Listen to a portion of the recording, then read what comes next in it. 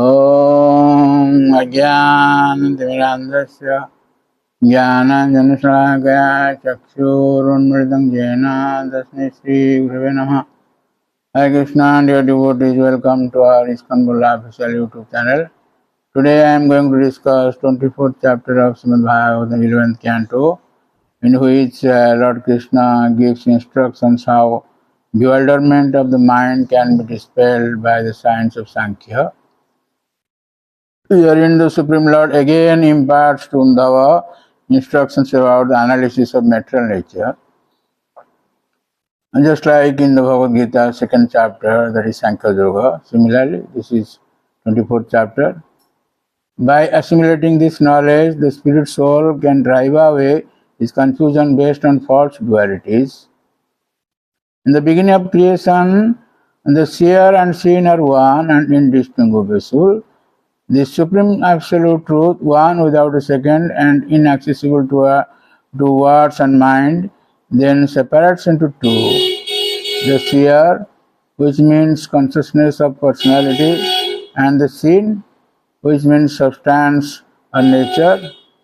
The material nature, which comprises the three modes of the matter, is agitated by the controlling male factor.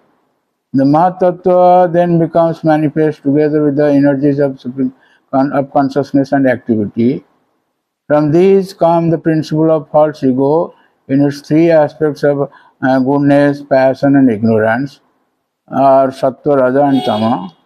From false ego in the mode of ignorance arise 15 subtle forms of sense perceptions, followed by the 15 physical elements. From false ego, in the mood of passion, come the 10 senses, and from the false ego, in the mode of goodness, come the mind and the 11 demigods who preside over the senses. By the conglomeration of all these elements grows the universal egg, in the midst of which the Supreme Personality of Godhead, as the creating Lord of the universe, takes up residence in the role of indwelling supersoul. From the navel of this ultimate creator comes a lotus, upon which Brahma takes birth. Lord Brahma, invested with the mode of passion, executes austerities by the grace of the Supreme Personality of Godhead, and on the strength of these penances, he is able to create all the planets of the universe. Prabhupada Maharaj says he is the first engineer of this universe. The region of heaven is meant for the demigods, that of inner space for ghostly spirits, and that of the earth for human beings and others. In the region above these three planetary systems are the places of advanced sages, and in the lower worlds are those of the demons, Naga, serpents, and so forth. The goals achieved by the activities based on the three modes of material nature are all within the three mortal worlds. To be stated in text 14, Yogasya tapasyaiva nyasasya gatayo maraha maharjanas tapasatyam bhakti yogasya madgatihi. That means, by mystic yoga, great austerities, and the renounced order of life, the pure destinations of Mahaloka, Janaloka, Tapaloka and Satyaloka are attained, but by devotional yoga, one achieved mind transcendental abode, the spiritual world. So in his purport, Sivasita Swami says, Yogadi taratamyena jatottaram Mahalokadya Madgati Vaikuntha Loka. Just like in above Bhuloka, there is Bhuvaloka, then there is Surgaloka, Mahaloka, Janaloka, Tapaloka. So, as per the difference in yoga, one attains that stage. The destination of yoga, severe austerity, and the renounced order of life are the words known as Mahaloka, Janaloka, Tapaloka, and Satyaloka. The goal of devotional service to the Supreme Lord, on the other hand, is the lotus feet of the Personality of Godhead in his abode, Vaikuntha. This universe of this universe of material action and reaction is constituted under the control of time and the three modes of material nature. Moreover, whatever exists in this universe is simply the product of the combination of material nature and the Lord. In the same way that creation process proceeds gradually from the one and supremely subtle to the multitudinous and very gross, the process of annihilation proceeds from the process to the subtlest manifestation of nature, leaving only the eternal spiritual substance.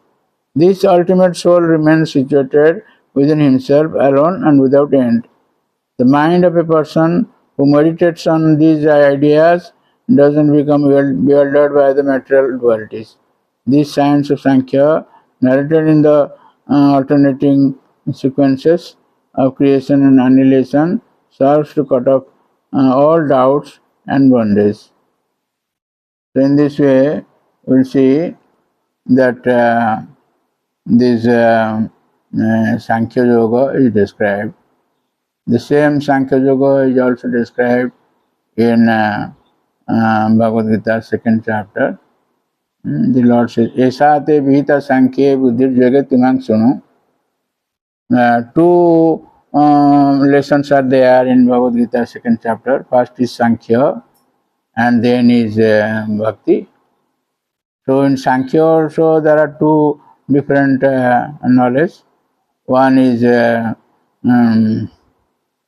Anatma and Atma. Just like the Lord says about Atma, soul, na jayate, mriyate, vakadajit, like that. And in Anatma, other than the soul, that is material, was also discussed in Sankhya Yoga. The Lord says in Bhagavad Gita, second chapter, Atova prapsasi swargam jitva bhoktismayi. Even if you are defeated, you will, or you are killed, then you will go to spiritual, heaven. And if you win, you will rule over that. In this way, there is material considerations are discussed. And about spiritual, that is Atma, about the spirit soul, also discussed, that is called Sankhya Yoga. And there is also Bhakti Yoga in Bhagavad Gita, second chapter. Padma says, this is the summary of entire Bhagavad Gita. 18 chapters are there. The summary is second chapter. And similarly also 18th chapter of Bhagavad Gita. So in this way, the Sankhya Yoga was discussed. And here also the Lord discusses the Sankhya Yoga in 24th chapter of 11th canto to Uddhava. In this way, we understand how the creation takes place. So thank you very much.